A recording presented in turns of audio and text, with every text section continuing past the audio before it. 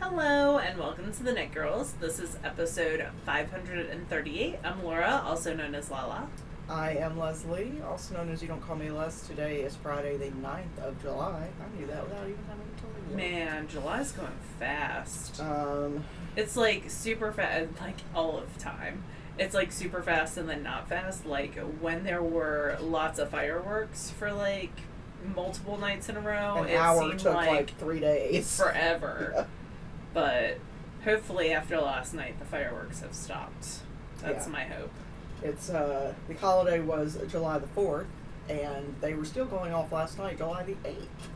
Yeah. So, But I feel like Memorial Day did the same thing, and Juneteenth did the same thing, and it's the same at like New Year's. It's illegal to shoot off fireworks in our city, by the way, but that stops no one. yeah. So, and also they sell lots of fireworks in lots of tents. But yeah. Well, we're not going to go grumpy old lady on you again. I mean, Probably. Yeah. We'll try to do it on a different I don't topic. want to promise, but it could happen. What have you been working on, or do you want me to go first? It doesn't matter. I can go. So I've been knitting on a couple of things. You've seen both of them, so it's not going to be super exciting for you. But I'm knitting on the Neonin Tea by Cecily Glowick McDonald. I feel like it's grown decent. It has. It's grown maybe 2 inches or so since last week.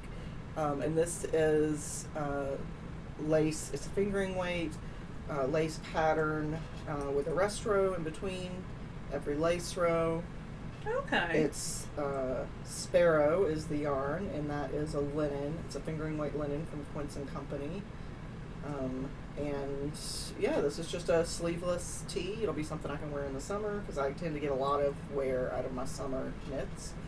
And I'm the opposite. Yeah. Because I don't have to get dressed up for anything in the summer, Yeah. so. And I don't necessarily get dressed up, but occasionally I do like to put on something besides a sweatshirt, or A t-shirt. a t-shirt. So this gives me that option. So I live the yoga pants t-shirt lifestyle.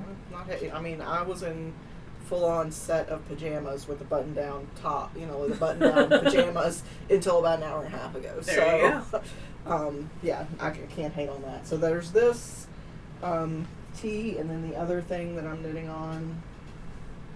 Where is my bag? Oh, here it is. Buffy's in here too. Buffy is, the yes. sweetest of sweets. This is the sock, the National Parks colorway sock from Knit Spin Farm. Yeah. And I'm just doing it's sport weight.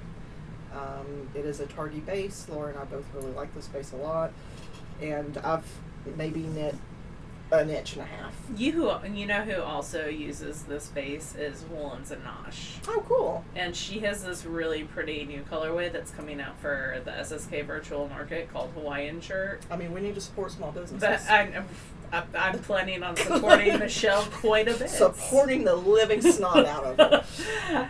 I have a list. I updated the blog today, and I was just, as I was adding people's shops. Mm-hmm. You're like, I wonder what they have. Yeah, I was just double checking to see, what's going on with things. Yeah. So that's works in progress. This is a yarn and whiskey bag. We got this during, I think, the Maryland virtual indie Entangles. Yeah, there you go. Yeah. Whatever the indie thing is that happens at the same time. Yeah, that's it. That's the only knitting stuff I'm working on. Well, I am also working on a Knit Spin Farm sock, and I actually started my heel increases this week as I was doing something. What was I doing that I started the heels? Oh, pottery. So, Leslie and I went up to Bell Tower coffee shop, which is in Memphis, and they have like a studio of ceramics that's attached. And I took a beginner pottery class, and in 4 weeks I will share those pieces with y'all. Very exciting. Yep. And Leslie worked on some of her stuff. And while I was waiting for class to start, it was like one of those, like everyone in the class came together in a group but me type situation. Really? Yeah, and so I was like, oh, well, I'll sit here and knit while I wait and hang out with these people. So I wore a mask and sat in it while I waited for the class to start, and so I got to start the heel creases. So this is Knit Spin Farm in the World's Plant and Vegetable Garden colorway. It's also the Targhee Sport. I'm knitting some toe-up Wendy Johnson base socks. Wendy has lots of great free numbers on her website, and also lots of great patterns that you can purchase on her website as well. I use her heel turn numbers off of her free patterns to knit the heels of my socks. I think this is a 52-inch sock. I'm pretty sure it is. Do you still have to look up numbers? For your basic, like... No. For the heel turn sometimes. Because I used to do 56. And then for non-sport weight, I do 64. So, numbers are so awesome in my head. Yeah, I just didn't know if you've done it so many times that... Yeah, the 52 is a newer number for me. But the other two I pretty much have memorized. But sometimes I don't remember my address. So, the other day someone was like, it's blah, blah, blah, right? And I was like, yes. Yes, it is. Like, I can remember my personal landline number from the 7th grade, but don't ask me, like, how many of this I ordered a week ago. Oh, yeah, I can remember my phone number from, like, growing up. Yeah. Yeah. But, yeah, zip codes. Especially since, like, I lived in a town that's just south of here. I work in a town that's west of me, and I live in a town, and they all have different zip codes, of course, and so, but they're all, like, one number different. Yeah. In different spots. It's weird. Anyway, I don't do well with numbers. I know that's shocking to y'all. So, Knit Spin Farm socks on size 1 needles. This will be going with me. Leslie and I are going to go on a road trip next week, so this will be going with me there. We're gonna take a little vacation, so we haven't discussed this, but I don't think we'll be recording next week. Yeah, probably not, or if we do, it won't go up until we get back. I would love to get your mom and or Beck to sit down for 5 minutes. Yeah, but yeah, don't hold out hope, because it's not their thing. Yeah, so so this will be going with me because it lives in my bag, and maybe I'll get some sock progress done. The other thing that I have on the needles is probably at the very bottom of my giant bag. Hold on a second. Look at that. You picked up that bag and it's so heavy. Buffy's like, what just happened? Oh, I am knitting a hat by Woolly Wormhead. It is a kid's version hat. This is actually one of the free patterns on her blog. If you're one of her Patreons and support her on Patreon, you get PDF copies, but she also just has like a WordPress version. I don't know that it's WordPress, but posted on her blog. It's under Trio of Hats Pixie, and I've linked it in the show notes. This is some hand spun. This was actually the very first hand spun that I spun on the Daedalus Sparrow when it came. So it's not perfect by any means. It's a little bit over twisted actually. And that's just because anytime you get a new wheel, you gotta like play with it a little bit. So this was Nest Fibers Advent Kit, and I had pulled out 3 different bumps because they were like 1 ounce each bumps. I'm sorry, I was rubbing her butt and she was like, oh crap. Oh, it's chaotic here, y'all. Anyway, so it's a 3-ply and 140 yards from 3 ounces. So I'm knitting this on size 4 needles, which is actually what the pattern calls for. It might be a little bit bigger, but that's okay. It'll fit some babies grow. And this is actually the 16-inch size. So this is more like a 1-year-old size. I wanted to do a little bit of different sizes for my gift box that I do. Just because teachers especially, seem to be planning more and more to have babies in May, because we're off for the summer. So that means that they won't be wearing a hat till like December here in Mississippi. So I'm planning more on like the larger sizes a little bit. Just a smidge. I'm just rounding out the box a little bit. Yeah. And I'm trying to only cast on new things out of hand spun this month for sure. So, yeah, I'm happy with how it's coming out so far. It's got a garter brim, then a little eyelet detail, then a stockinette little pointy hat. And there's actually, it's called Trio of Hats because there's 3 different styles of hats for free. There's a beanie and some other ones as well that all kind of follow the same gauge and all that jazz. So I should have enough left over for a second one. So I'm excited about that. So those are the 2 things that I am actively working on. Cool. Do you have any finished objects? I have finished sewing objects. Yeah, let's do it. So I finished sewing 2 different tops. I cut out a crap ton of fabric this past week. I've got, you can see them over there, like I've got fabric with envelope with fabric with envelope with fabric because cutting is such an ordeal. Like I have to have so much open space. You might as well do a bunch at one time. I just cut a bunch of stuff at once. Yeah, make it like an assembly line. That makes total sense. So I cut for maybe 6 or 7 things, and I sewed a couple of them already. So the first is, I've made this top before. This is a Simplicity pattern 1463. Now, all of this information is linked in our show notes. And our show notes are on our website, which is TheKnitGirlls with 3Ls.com.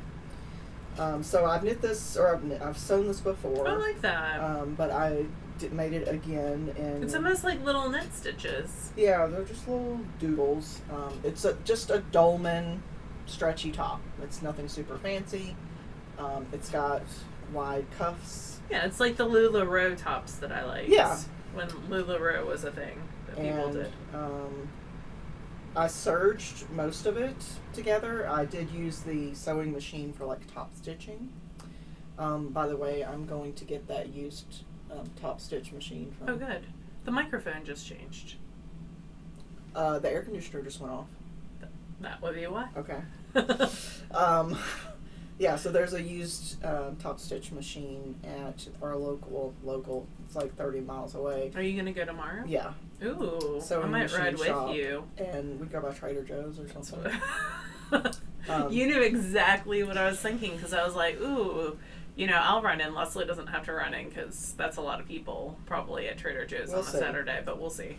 But yeah, so they got a used Janome top stitch machine that I like and has all the features that I want for like $300, and it knew it's like $1,000, and I was like, yep, I'll do that.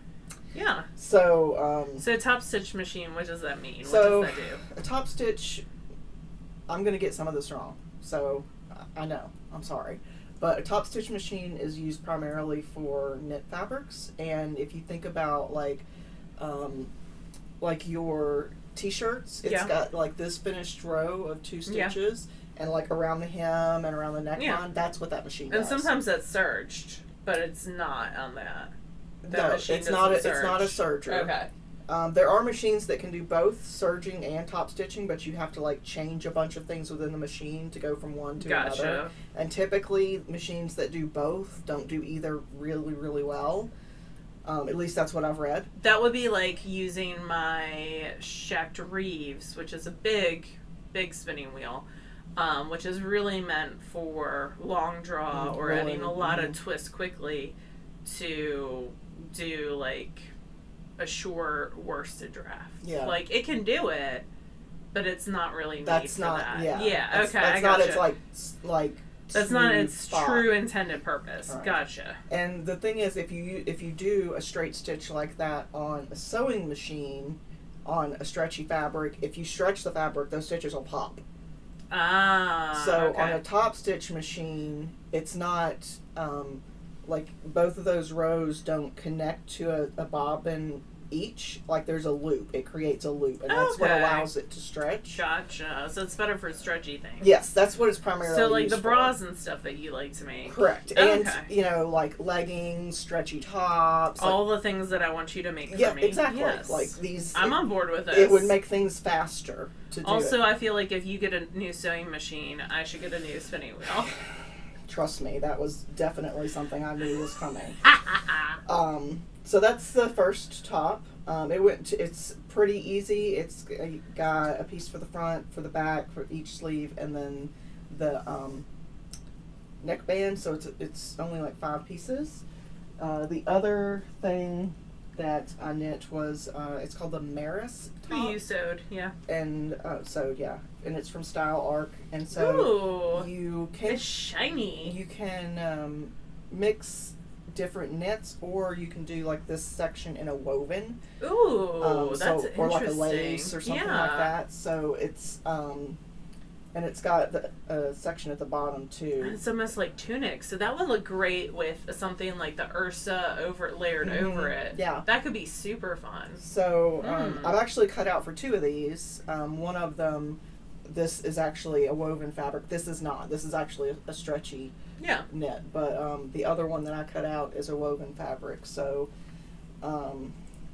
yeah, this one took longer because it's more pieces, but it was still relatively easy to do. It would have been easier with a top stitch machine, but that will be solved tomorrow. It will be, yeah, but I'm happy with it. So aside from these, I've got another forager vest cut out. I've got a basic tee from Wardrobe by Me. They have a pattern called the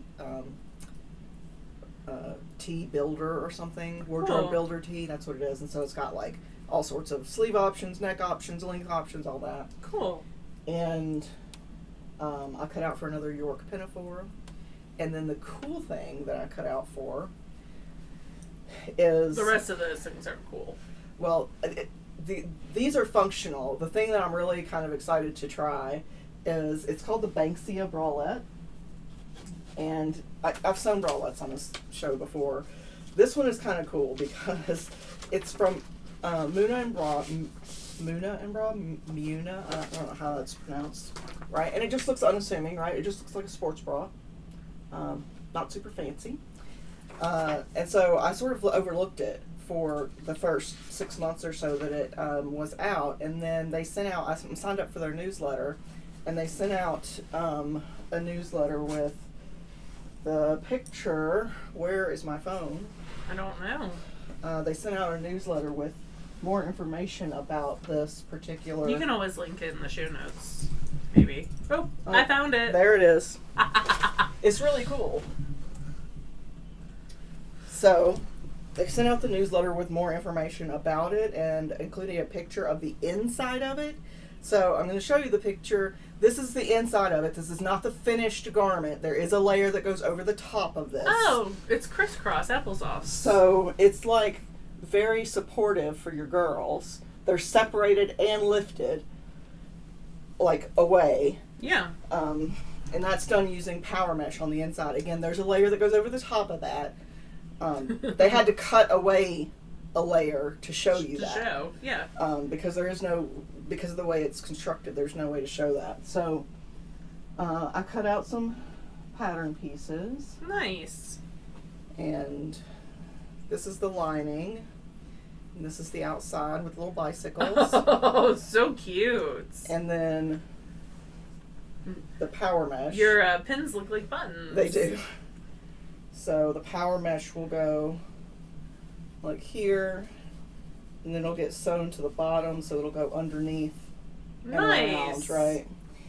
So it looks really cool. I don't know how it's going to come out, but it's worth a try. And I already had all the supplies. I already had power mesh. I already had, this is just knit fabrics. You can line it with power mesh if you want, but I didn't want anything quite so restrictive. So I'm excited about that, and I'll let you know how it comes out. I'm excited for you. And that's basically it for me. Cool. I have 2 finished objects. And you have so much spinning. I can't wait to see it and grab what I want. Yeah. So the first is the same hat in a smaller size out of some hand spun. I'd actually already cast this on, and so I just finished it up. So it's this little pixie hat with that eyelet detail, and it's out of some Into the World Paul Worth, and I think I have to weigh it, but I think I have enough for another one. So this was the 13-inch size, I believe. It's very cute. Yeah, it's super cute. Oh, Buffy thinks so too. And then the last thing, which still needs ends woven in and blocked. Oh my gosh, it's so big. It is quite large. but it's meant to be. It's meant to be like an overlayer piece. Is the harvest is done. Yay! So, Laura's big yay. sweater is done. The giant, very warm sweater is done. And I'm really happy with it. Yeah. I have around 20 ends to weave in. So, yeah. I'll take pictures when it's done, which might be this fall because I really don't want this amount of wool sitting on top of me anymore. Yeah. That's all that has to be said about that. It's gorgeous, but it does look very warm. It is very warm. It is very nice, though. I'm excited to wear it. Let me throw that in there. I just dropped something that I need. There we go. All right. So spinning. Leslie's actually spinning at my house. I am. When I went over for knit night this week, I didn't feel like I had been sewing mostly, and I didn't feel like knitting. Excuse me. So I took over some Knit Spin Farm. Yeah, some little batlings. Was long drawing on the Craft Rose, and it's really lovely, and that's what I'll do the next time I go over as well. Yeah. So I had fun. Now, show us your stuff, because your stuff is so cool. It's a lot of different stuff. So this is the most interesting thing, I think. So this was a bat from Bricolage Studio. She does really, really interesting bats. Like sometimes they have sewing thread in them. And I took a class with her earlier this year, and it was really, really cool about dyeing and cleaning locks and stuff. So I really enjoyed that class. She's out of Michigan, I believe. She also does jewelry. And I met her for the first time at Plyaway. This is a lot of background story. But I really liked spinning some bats that I got at Plyaway, and she had an update early on in the pandemic, so I got a little 2-ounce bat. And I decided to core spin it. So core spinning is when you take a core, in this case it was a mohair, like, that's old, like a mohair that's older than me, that my mom had for weaving, that's been on a cone, that I use for all my core spinning, and will probably use for all my core spinning for the rest of my life, and still have some left over. The goats that provided that mohair died about 70 years ago. And I feel like it was like 400 goats. Like, I feel like it's a cone it's the huge. never-ending cone. Like, it doesn't, I knit a complete blanket. One of my first projects was a blanket that was held together with that mohair, and there's still a lot left. I mean, it is huge. It's a weaving cone for sure. So I, when you core spin, instead of adding twist like this way, you're basically wrapping fiber around a core. And I've demoed that before on my Instagram, but I can again.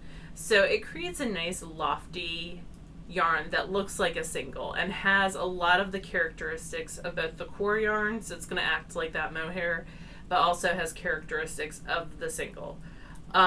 If you want it fluffier, what you can do is then ply it back the opposite direction, and I did that with some glow-in-the-dark thread.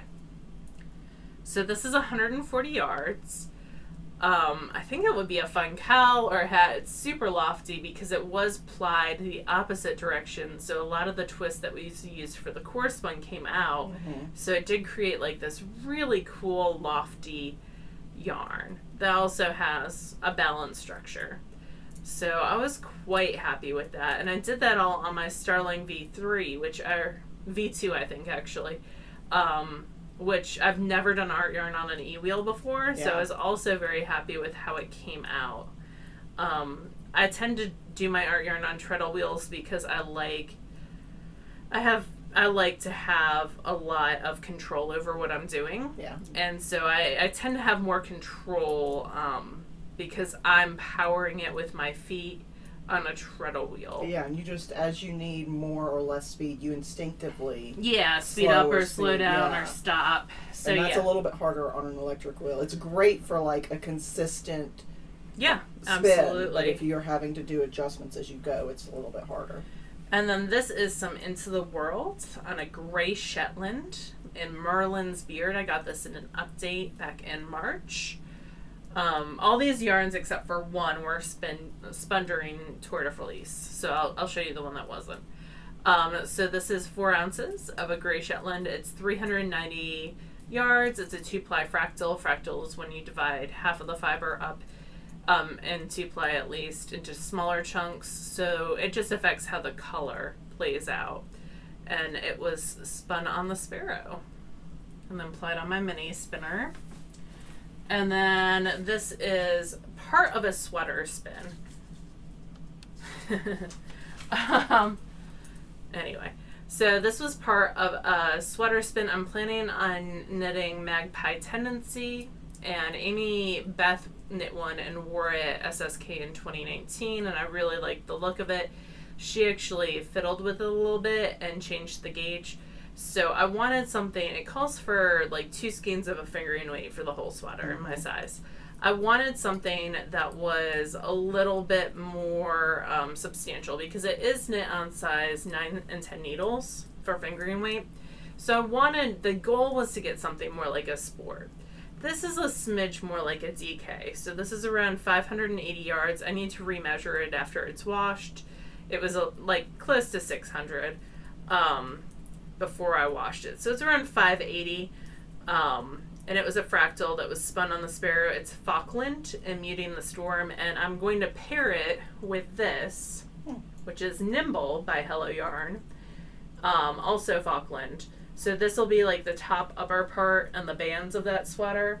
And maybe a little bit more depending on finished yardage. And then this will be the bottom part. It's a crop sweater. It's super cute. There's both a V-neck and more scoop neck version. And then she also has a baby version, which I knit last year, which I really enjoyed knitting. It's a little bit fiddly at the top because there's like I-cord and stuff, but I really, really like the finished product. And I like seeing things like sweaters that don't all, like the construction is different and the like yardage, how you use the yardage is different. Like you don't just need a sweater lot of this. Yeah. No, and I like that this is a great like stash busting project. A lot of her knits are. So I didn't even put that in the show notes. It's going to become Magpie Tendency, which is by Skinigans. And she's got a lot of great patterns. Skinanigans, thank you. I always wanted to call it Skinigans. I'll take that one. That one's pretty. This is for another sweater spin, so you don't get this one. Damn it. This was a Knit Spin Farm. This was 2 bats in the Serene colorway. It is 460 yards of a 2-ply that was spun woolen on the Matchless. It's a Falkland Merino Sari Silk Angelina blend. Yeah, and it really poofed up. The plan for this and a bunch of her other bats is I want to do that Andrea Knits Fade cardigan that's like a DK weight. So I should have maybe the yard, like I'll have to swatch with it. It is woolen, so it's going to fill space more. Yeah. But I have a lot of bats that I can combine to do that. And then this is the only thing that was not spun during tour. This is from Julie Spins. This is a terrible skein. I also have like a mini skein wrapped up in here too, because I didn't feel like doing something. I didn't feel like twisting twice. Being attached to my wheel for a long period of time, for longer, because I was going to bracelet ply. Oh, yeah. And I didn't feel like doing it at that time. I needed to get up and move because I had been plying for several hours. So this is from Julie Spins. It's 5.1 ounces, which is good because half of it is super heavy fibers. So it's a Polworth, 50% Polworth, 25% mohair, and 25% silk blend. So that mohair and silk are heavier fibers. It is around 420 yards, so perfect for socks. It was spun for socks in mind. And you can see there's like a halo from that mohair. So it was spun with socks in mind. So that is going to be the end result of that. And it's spun on my Sterling V3. I was a little worried pre-washing. It seemed like it was very over-twisted, but it looks pretty good now. Yeah, it does look very tightly twisted, like ply-wise? Like a cotton almost, but it's got a much better drape than cotton does, so. Yeah, this is my first time spinning a blend that's mohair silk like wool like that. Yeah. So, and it is a 3-ply intentionally for sock yarn. I think it'll make good socks. Yeah, I'm excited to see how that mohair adds strength, especially. And Julie Spence has mohair top and some really other interesting things. And she sells, like, everything's like 5 ounces or 6 ounces. Mm-hmm. It's not just 4 ounce braids usually. So yeah, that is that. And that was spun pre-tour, and then I applied it yesterday or the day before. So yeah, I've been slowing down with spinning. Well, I've been slowing down. So I was doing like 4 ounces a day, 4 to 5. And I've slowed down to like 1 ounce to half an ounce. Because I've been knitting with hand spun. And knitting takes time too. And also I went into work and did like the fun things that teachers do over the summer, like doctor's appointments and dentist appointments and, you know, eye doctor's appointments, all that stuff, and worked at work too. So yeah, that's it for me. That's it. Like, that's all I have to talk about. The end. Okay. Well, like I said, I'm spinning some at Laura's house. I'll show you when I'm done, because it's at Laura's house. Yeah. As far as reading, I'm rereading a series I've read before, Born in Fire by K.F. Breene. It's paranormal male-female romance. I listened to a lot this week. The first is, it was an Audible, I think it's Audible only. It's a series called Bewilderness by Jonathan Mayberry. It's a sci-fi novel. Well, it's 3 like mini novellas. Each one is about 3 hours long. It's kind of like Stargate-ish. Okay. It was entertaining. Jonathan Mayberry is more famous for his zombie books. I forget what they're called. I haven't. Oh, the Z's or X's, or is that him? No. Okay. It starts in a hospital, but I can't remember what it is. Some people are screaming it at me, I'm sure. But I never really got into that one. I'm not a huge zombie fan. I'm not either. I don't mind if they're part of a story, but if that's the primary focus, it's just not really my thing. I also listened to a story called Vicarious, which by Rhett Bruno. It was labeled as thriller. It's sort of a postmodern world where, you know, in Star Trek, where they go and say, you know, tea, Earl Grey, hot, right, and it just materializes. Yeah. Gotcha. Well, somebody's figured out how to do that. And so it sort of just changes the whole culture on Earth. We no longer are interested in space travel because we're basically lazy assholes who just sit and watch custom programming all day. But even though it was labeled as a thriller, I feel like it should have been labeled as like a YA sci-fi. Because it definitely felt YA to me. Which isn't like a read. It's so did it feel YA in that the characters' ages were more YA, or did it feel YA in that the writing style seemed like it was... A little of both. Okay. The characters were...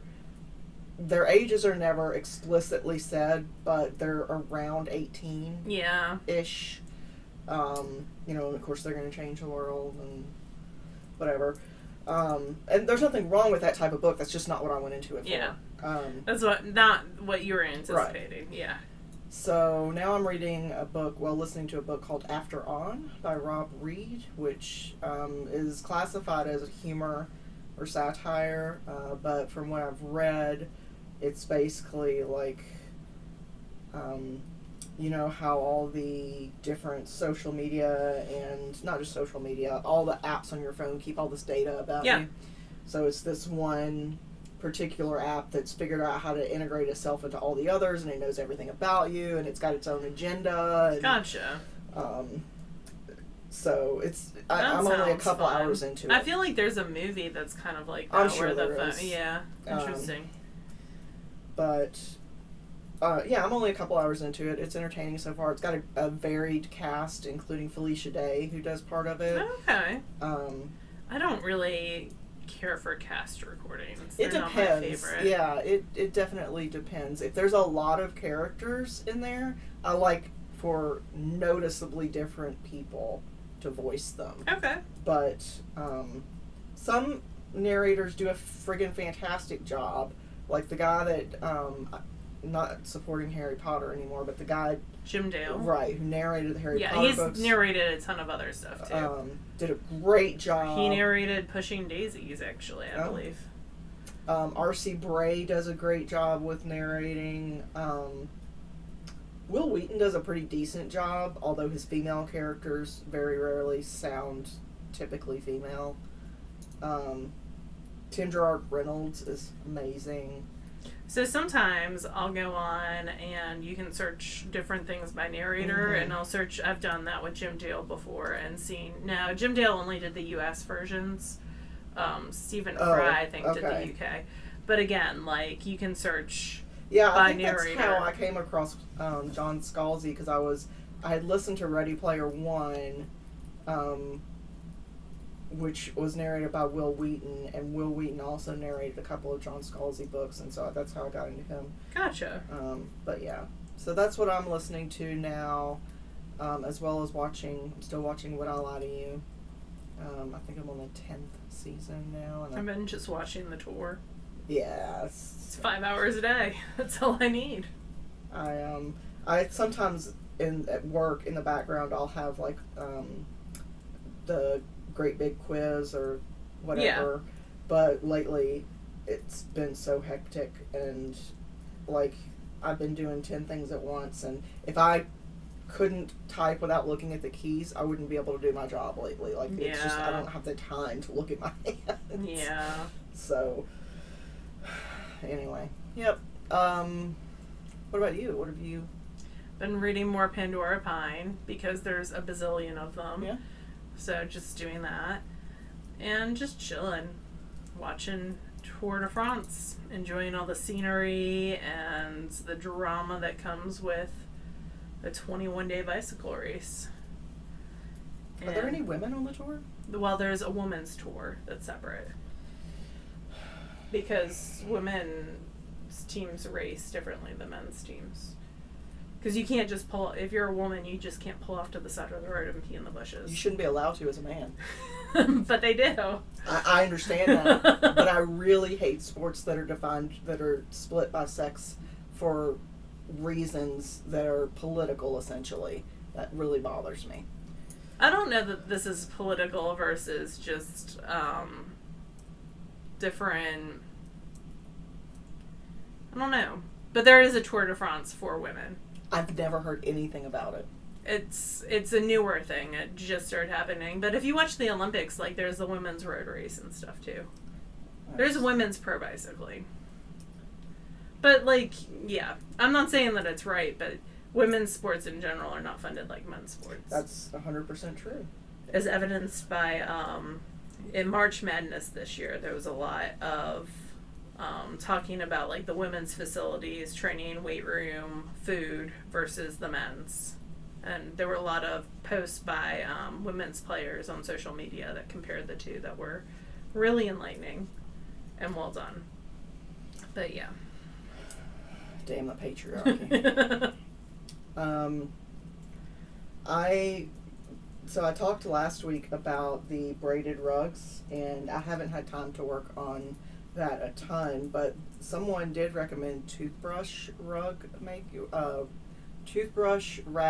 Rugs. Okay. And I apologize, I do not remember the name of the person who suggested it, but I looked it up because I had strips of like old sheets, and they're not thick enough to do well on a braided rug, and so I looked up this Toothbrush Rug Weaving, which is called Toothbrush Rug because it's not weaving, sorry, it's just making. Rug making.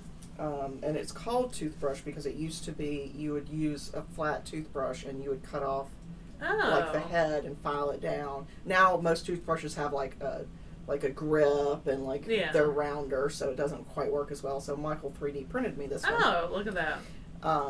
That must look like a pregnancy test for a second. By the way. It is not, and it would be negative if it was. But yeah, Michael just 3D printed me one. But if you have a flat toothbrush, you can just file off the edges and make it smooth. So you're just creating like a giant needle? Yeah, so I just started this maybe an hour before you came over. Oh, that's interesting. And it's kind of like you're sort of kind of creating a crochet loop, but you're using, whereas in normal crochet, you're only using the yarn that's right by your hook, right? And you're just moving along. Okay. With this, it's more like knitting in that you're pulling large sections through. Okay. So it's sort of a weird combination of, it's looping. It's just fancy looping. Okay. That's cool though. Can I feel? Yeah. Oh. So it creates that has a thicker, less like. I was thinking it was more 3-dimensional than it was. Yeah. Well, the idea is that I wanted to create squares of fabric, that I could put together to create a bigger rug, but so I could take apart and wash in the washing machine. Yeah. So I'm gonna try. It was a little bit weird to get started, but once I got started, it seems to be going well. So the only downside is that you have to do it on a flat surface. Oh. So you have to be like sat at a table. Do you want to borrow one of my folded tables? I've got a fold-out table in the living room. That's how I've been cutting fabric on. But you have to be flat at a table because if you do it over your leg, it's going to end up with a hump in it. Oh, gotcha. So,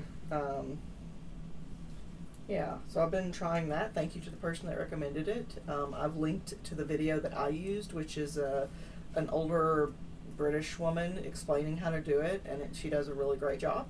So, I'll probably work on this a little tonight and watch TV. I don't know. I haven't decided. My sister is here. She's downstairs cleaning my house because that's what it's been. No. She came by, and I offered to give her money in exchange for cleaning some things, and she was amenable to that deal. So that all works out then. Yeah. I updated the SSK website finally. Huzzah! The Sorry week about before that. it was supposed to happen. We are doing a digital marketplace again, a virtual marketplace, and I've updated it with all the information about that and who's vending in that. And then once next Thursday rolls around, we will have links to videos that the vendors are sending us, just like last year, that will be on our YouTube and then also linked on the website. So I will take my laptop with us on our travels. I have to take mine anyway for work too. And make sure that everything is set. And Gwen will help as well. Yep. So here's hoping that will this be fun. time next year we'll be stressing about having everything it's ready. It's gonna happen. Yeah, it's gonna happen. 100%. Yep. So yeah.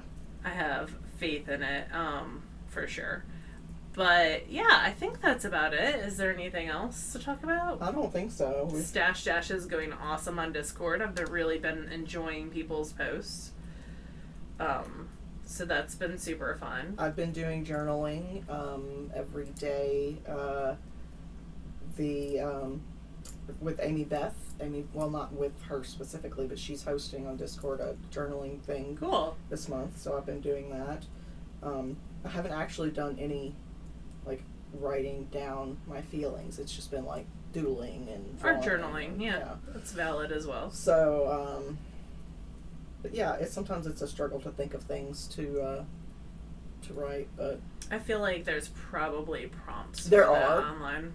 There are, and one day it was just I put swatches of all the different fabric I had cut out, and that was it. I think that's cool though. So I'm digging this. I didn't know that I would when I first started. But yeah, I'm enjoying it immensely. Dig it. Cool. I dig most of what you make. Well, thank you. I dig most of what you make too. All right. Well, you guys have an awesome weekend, and we will talk to you again maybe next week, maybe the week after. We'll see. Bye, y'all. Bye, y'all.